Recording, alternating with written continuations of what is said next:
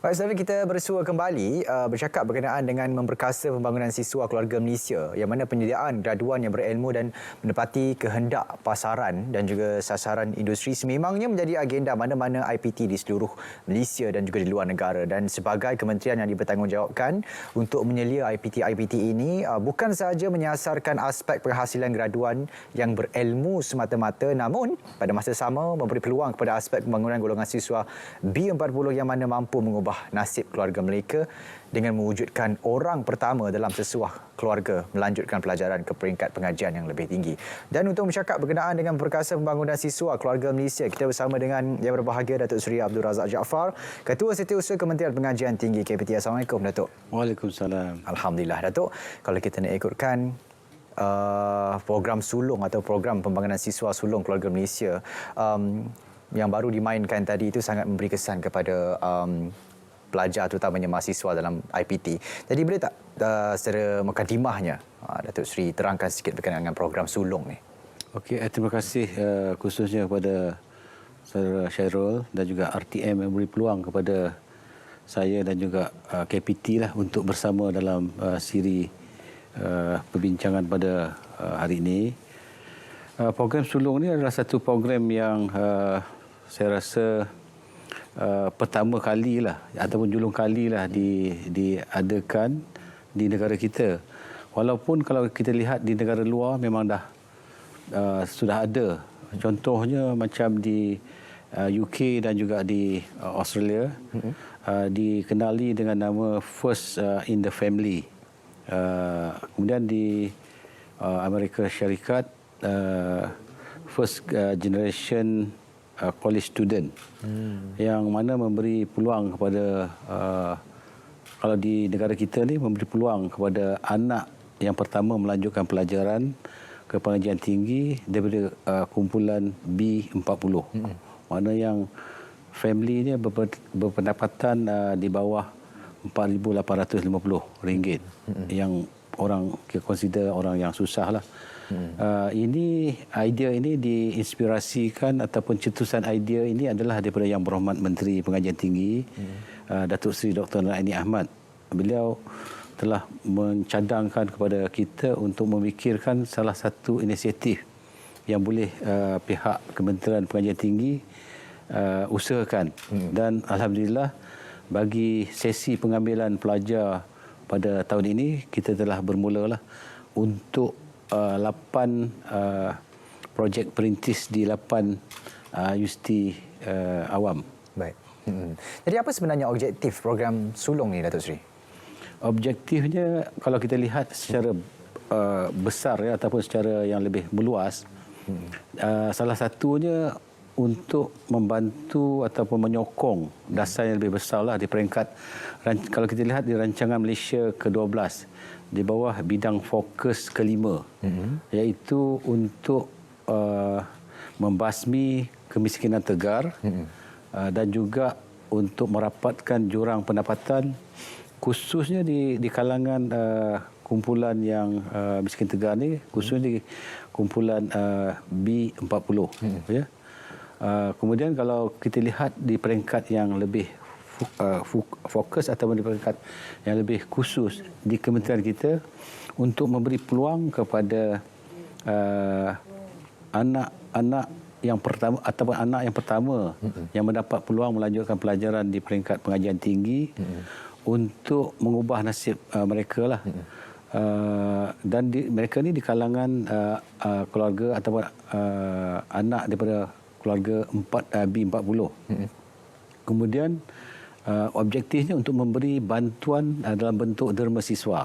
Derma siswa ni bermakna mereka ni akan ditaja sepenuhnya oleh kerajaan, KPT khususnya, yang mana derma siswa kalau kita faham mereka tidak perlu membayar balik. Dan selain daripada itu akan dapatlah, mereka ni akan dapat macam-macam kemudahan yang lain, yang mana yuran pengajian dari segi akademiknya akan ditanggung sepenuhnya, yuran penginapan pun akan ditanggung oleh pihak universiti, Tetapi kita telah menetapkan dari segi, kalau kita lihat dari segi bidang, because kalau kita lihat bidang pendidikan ni ataupun pengajian ni banyak, tetapi kita memilih 6 saja bidang yang fokus, iaitu bidang yang kompetitif, iaitu bidang perubatan. Baik. Ataupun yang premium punya kursus lah. Bidang pergigian, kejuruteraan, undang-undang, kemudian perakaunan dan juga perniagaan, dan pendidikan TESOL. Ini bidang-bidang yang ditentukan. Dan selain daripada itu, mereka ini adalah di kalangan pelajar-pelajar yang bijak. Because mereka ni lepasan sijil tinggi persekolahan Malaysia ataupun STPM atau setaraf dengannya, yang mana mereka mendapat CGPA-nya mesti dah melepasi 3.5 ke atas. Jadi kita bagi peluang pada mereka, dan proses pemilihannya pun agak ketat lah. Maksudnya ada badan yang menguruskan proses pemilihan. Kita di peringkat ni di Kementerian Pengajian Tinggi bersama dengan kalau tadi saya nyatakan 8 universiti awam yang terpilih sebagai projek perintis.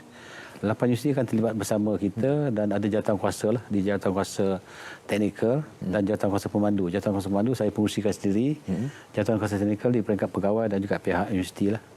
Dan kita juga untuk makluman, kita saya nyatakan tadi agak ketat dari segi pemilihan disebabkan ramai yang kumpulan B40 daripada 115,000 yang memohon secara online, UPU online untuk kemasukan ke universiti. Yang kita pilih berdasarkan 8 universiti ini yang dimasukkan dalam kategori B40 ni seramai 1,416 orang. Jadi sedangkan dalam projek perintis ni kita memperuntukkan hanya 80 orang. Satu universiti itu adalah 10 orang. Ini sebagai projek perintis. Jadi itu sebabnya pemilihannya agak ketat lah. 10 orang bagi setiap universiti, ada 8 universiti.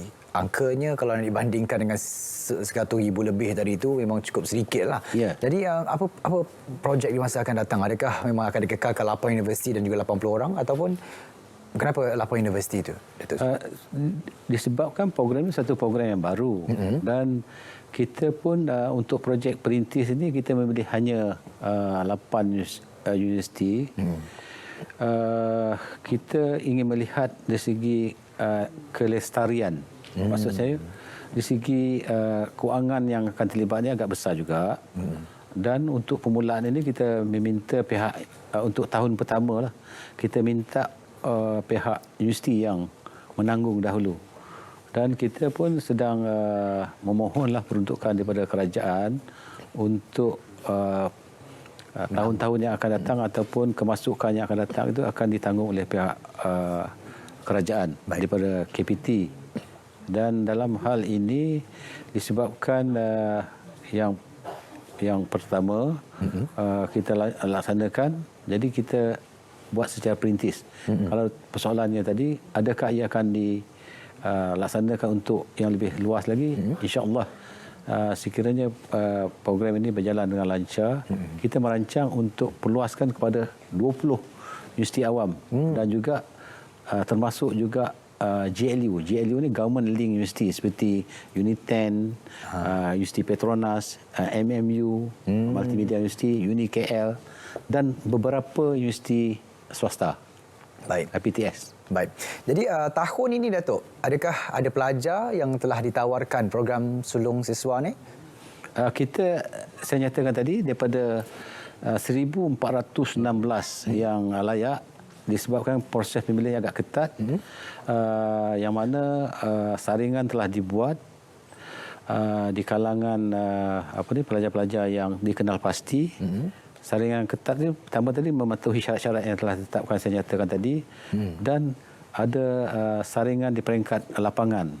Pihak jawatankuasa atau panel yang terlibat termasuk juga universiti dan KPT sendiri turun ke lapangan, ke rumah ibu bapa pemohon ini dan mengadakan temuduga dan dipilih disebabkan saringan yang ketat ini, kita telah mendapat pada awalnya kita sasarkan 80 orang. Satu universiti itu adalah 10. Tapi ada juga yang di saat akhir menolak kan, mungkin ada dapat tawaran yang lain dan sebagainya, ataupun ada tujuan yang lain lah di kalangan pemohon ni. Kita hanya dapat untuk siri yang pertama ini 76 orang. Dan beberapa surat berkaitan tawaran tentang program sulung ini telah diberikan sendiri oleh Yang Berhormat Menteri dalam beberapa siri jelajah atau lawatan YB Menteri ke rumah pelajar tersebut. Dan yang lebih besar lagi, kita akan buat pelancaran untuk yang keseluruhan ini pada 26 hari bulan. Ini di UTHM di Batu Pahat pada 26 hari bulan. Baik. Jadi apa antara faktor kejayaan bagi program sulung ini, Datuk Seri? Faktor kejayaan saya melihat memerlukan komitmen daripada pelajar sendiri, memerlukan jaringan dengan pihak stakeholders yang lain. Kerana kalau kita lihat, mereka ni bukan setakat kita berikan bantuan kewangan. Mereka ni akan dilengkapkan dengan pelbagai latihan di mana akan ada dalam tempoh, mungkin mereka ni belajar dalam 4 tahun. Kalau bidang perubatan mungkin 5 tahun. Dalam tempoh pengajian mereka ni, mereka akan didedahkan dengan pelbagai latihan dan bimbingan. Kita kenal pasti ada pembimbing sulung di kalangan pensyarah sendiri untuk memberi motivasi, mungkin untuk mendedahkan mereka kepada hal-hal yang berkaitan ketahanan di segi ketahanan jati diri, sahsiah, dan apa yang lebih penting lagi, mereka ini dijamin untuk mendapat pekerjaan. Jadi dalam hal ini kita perlukan kolaborasi dengan pihak industri. Maksudnya kita mengenal pasti majikan yang akan mengambil mereka selepas mereka tamat pengajian. Yang mungkin dalam latihan industri nanti kita akan temukan graduan ini dengan pihak majikan atau di pihak industri. Dalam tempoh pengajian mereka, saya nyatakan tadi ada kursus-kursus yang akan diikuti, dan kita akan adakan secara berfokus di universiti berkenaan. Dan yang lebih besar lagi, mungkin 76 ini akan ada kumpulan di peringkat pusat lah, mana kita akan uruskan kursus-kursus yang mereka akan pergi, dan mereka akan kenal di kalangan 76 ahli ini.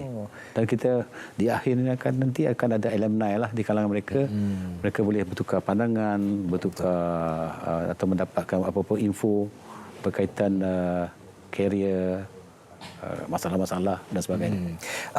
Saya percaya 76 pelajar yang masuki ke program sulung ini tentunya selain daripada mereka terdiri daripada golongan B40, mereka juga pelajar yang cemerlang dalam pendidikannya. Jadi saya terbayang, anda kata mereka masuk ke universiti tersebut. Tadi kita dapat lihat Universiti Kebangsaan Malaysia, Universiti Teknologi Malaysia dan sebagainya. Universiti-universiti yang banyak mengadakan jaringan dengan negara luar. Jadi anda kata mereka terpilih untuk keluar negara. Adakah itu akan dibiaya juga oleh KPT? Untuk peringkat ini kita belum lagi memikirkan. Cuma kita memberi jaminan lah kepada pelajar sulung ini untuk jaminan pekerjaan di peringkat ijazah pertama. Mereka habiskan pengajian dan untuk peringkat ini mereka akan dijamin bekerja. Kenapa? Untuk mereka ni keluar daripada kepompong ataupun the vicious circle tentang kemiskinan tegar tadi. Kita nak mereka ini apabila selepas selesai pengajian bekerja, dan mereka boleh merubah kehidupan mereka yang mungkin keluarganya agak susah, B40, dia akan keluar daripada B40 kepada mungkin M20 dan sebagainya, akan tidak lagi dalam kumpulan itu. Kemudian satu lagi, mereka yang graduan sulung ini, mereka ni akan jadi pemangkin motivasi kepada adik-beradik di dalam keluarga tersebut, dan juga menjadi idola ataupun ikon kepada mungkin di komuniti setempat yang mana dia tinggal. Mungkin dalam 5 tahun, 6 tahun akan datang selepas mereka selesai pengajian, bekerja, mendapat pendapatan yang sesuai dengan yang sepatutnya, dan mereka boleh mengubah kehidupan dan dilihat oleh masyarakat sekeliling. Satu program yang baik yang kerajaan laksanakan, cetusan idea daripada Yang Berhormat Menteri yang dinyatakan tadi.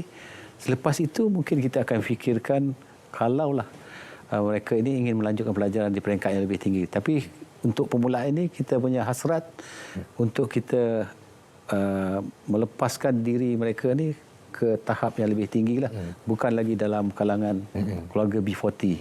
Saya percaya Datuk Seri, mereka ini dalam golongan yang B40.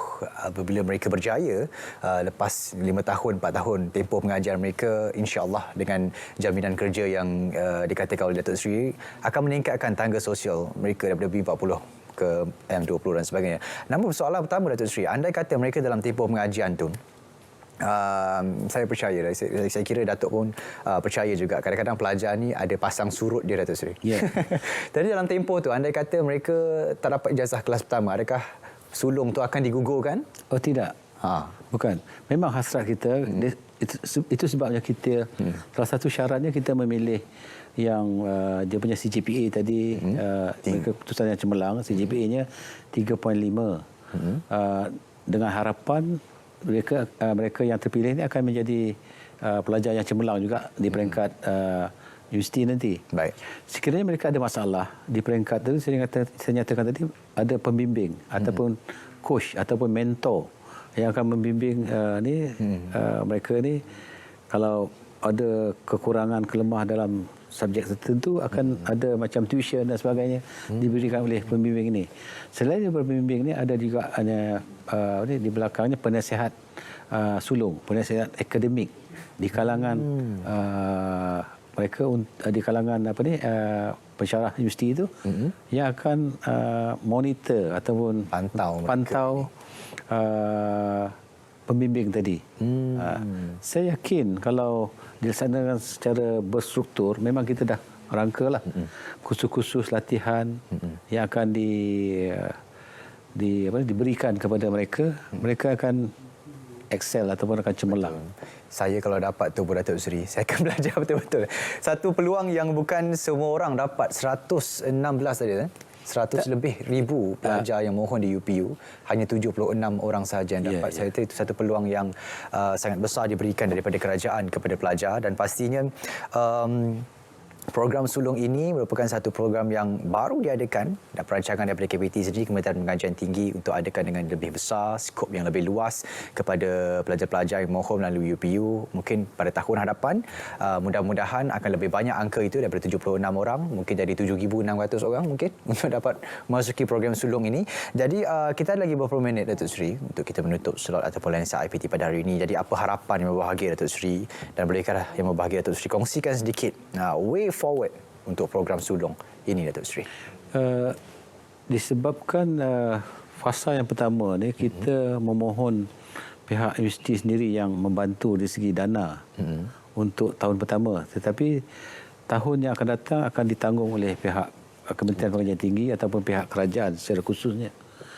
Jadi untuk menjadikan projek atau program ini kekal relevan untuk masa yang akan datang, kita memerlukan dana. Dalam hal ini saya rasa kita memerlukan juga sumbangan dan juga bantuan kewangan daripada mungkin pihak-pihak korporat. Kita merancang untuk mengadakan jaringan ataupun jalinan kolaborasi dengan pemegang-pemegang taruh yang kita telah kenal pasti.